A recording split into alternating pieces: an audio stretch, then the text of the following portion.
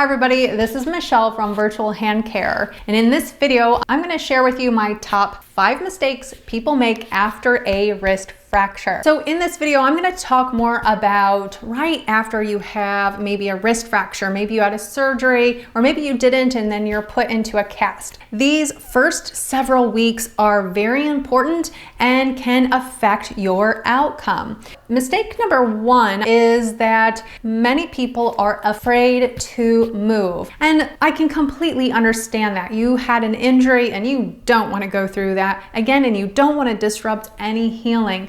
However, I find that sometimes people are overall just very afraid to move. They're afraid to move their arm, they're afraid to move their elbow, their fingers, their hand, and they just kind of go into this protected position. That can have very detrimental effects down the road if you are afraid to move for a longer length of time. And really, it can take just a couple of days for things to start stiffening up. So typically when you have a wrist fracture, you just have the wrist immobilized, right? If you weren't supposed to move other parts of your body, then you would be in a big old body cast, right? So I highly encourage you to avoid that mistake and to move the body parts that are not immobilized. Though you do want to make sure that you don't overdo it, and so that's why it's very important to get some exercises from your doctor or perhaps see a therapist to get the right amount of exercises for you so that it's not too much for where you are at in your healing process. Now, mistake number 2 is kind of goes along with number 1, but this one is waiting for your swelling to go down to move. So this is something I hear a lot of. I often will ask people, why haven't you started moving? Why aren't you doing your exercises? And a lot of the times they will say, well, I'm waiting for the swelling to go down because I can't move because of the swelling. Now, that is a very common myth, but motion and exercise and mobility is actually what's going to help get your swelling down. Your swelling is probably going to be around for several weeks, several months. It can even be around up to a year, depending on the injury. So you definitely don't want to just wait to move until your swelling goes down. And so with that, you want to actually use movement and exercises to help decrease the swelling. So mistake number 3 is not communicating with your doctor or the nurse if the cast is too tight, or if it feels very uncomfortable, or if it's sitting too high to where you can't move your fingers. I hear this a lot as well. Some people feel like, well, you know, I don't want to bother them, or I don't want to go in there just for this, and I don't want to be a pain, but my fingers are numb and I can't feel my fingers, and it's really rubbing and it really hurts, and I can't move my fingers or do the exercises they told me to do. I really encourage you to communicate with your doctor, with the therapist, with whoever made your cast. If your cast or your splint, whatever you have, is feeling like it is very tight and is causing numbness and tingling, that is not something to ignore. You definitely want to contact them to let them know so that you can potentially get a new cast. The other thing too is if a cast is too high, it is going to greatly limit how much mobility you can perform in the knuckles, which you will find that if you can only do this in your cast because your cast is too high, when the cast comes off, you will only be able to do that. You won't be able to just do this once you get out of your cast. And I do have a video here that I will link that goes into a lot more depth as far as how important it is to have your cast at the right length.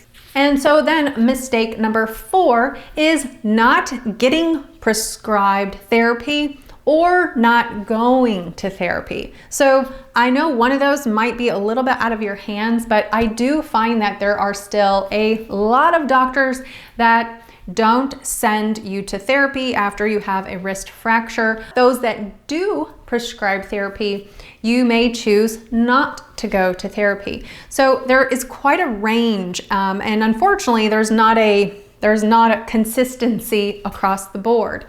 Now, I can understand that there may be some reasons why somebody can't go to therapy, such as transportation issues or perhaps financial issues. Do know that there are therapists that do offer virtual video sessions, live video sessions, so they can provide you with some just very important exercises. And even just one session can make a huge impact with the way you currently feel, as well as how you will feel down the road and how much mobility and use that you will have down the road. Now, as far as not getting prescribed therapy, it is your body, it's your wrist, and it's your fingers, it's your arm. I do, again, encourage you to communicate with your doctor, and if you live in an area where you need to have a referral, then I would highly suggest you to request a referral from your doctor for therapy, even if it's for 1 or 2 visits, just to make sure you're on the right track. Now, some states, at least here in the US, you don't necessarily need a referral to go straight to therapy. So you can go see a hand therapist, and the hand therapist can contact your doctor's office for the referral. I can't emphasize enough how important it is to make sure that you get the right exercises early on so that you can start feeling better right away, and therefore it would really will help you long term. And finally, my mistake number 5 that many people make after they have a wrist fracture is they stop living. They stop everything. They stop going on walks. They stop eating healthy because they maybe can't prepare. And I often hear this is that many people maybe gain weight because they've had an injury, because they're not doing their normally daily activities. I understand that you will have some limitations with what you can do as far as what your normal life was like before your fracture. However, I do still encourage you to get out and move and go for walks if you can, or move around your home.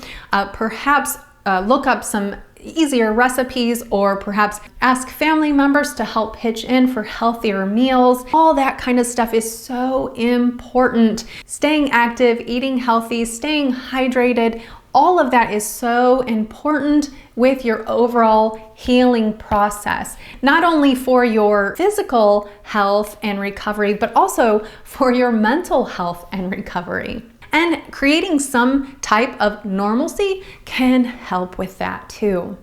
Now, if you're looking for some specific exercises that you can do while you're in a cast, I will link a video here and in the description below, so do check that out.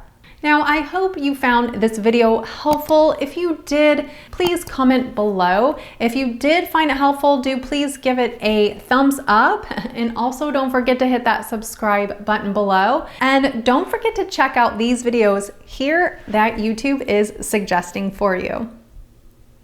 Thanks for watching.